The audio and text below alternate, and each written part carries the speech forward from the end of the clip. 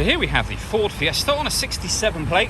I'm going to start off by showing you inside the boot, and then we'll hop in and run through some controls from there. As we approach the boot, you can see we have reversing sensors, plenty of boot space as well, along with that 60/40 split folding rear seat should you wish to increase this space even further. Okay, now that we're inside the car, we're going to start with the dials. On the left-hand side, we have the rev counter, and on the right-hand side, the speedometer. In the middle at the bottom, we've got the fuel gauge and coolant temperature gauge. And above that, a digital readout for the speedometer. In the top left-hand corner, you can see the total miles for the car, which are 13,386.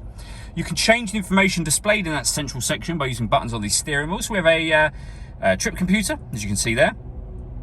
Vehicle settings, then we have your phone, audio, and navigation. And then you get back round to the beginning again. The buttons that I was using to do that are just here. We have stereo controls underneath that, as well as phone controls. Stereo controls continue on the left with cruise control and speed limiter. Over in the center, we have the touch screen for the car. So you can go to the home screen from here.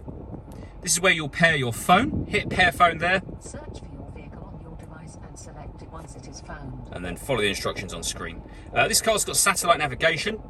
There's a full video showing how this works on our website and on our YouTube channel.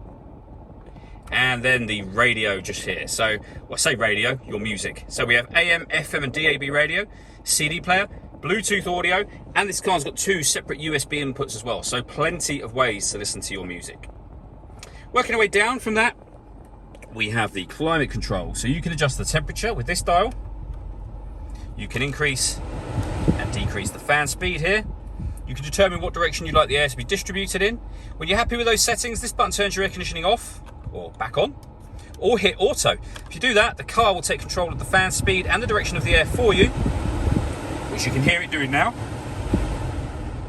Any manual adjustment of that will override it straight away and put you back in a manual mode, and you can put it back on your own settings.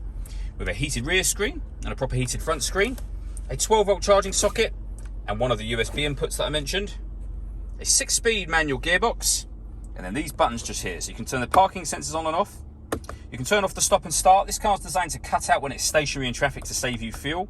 You can turn that system off. We have the eco button, so you can put the car in eco mode.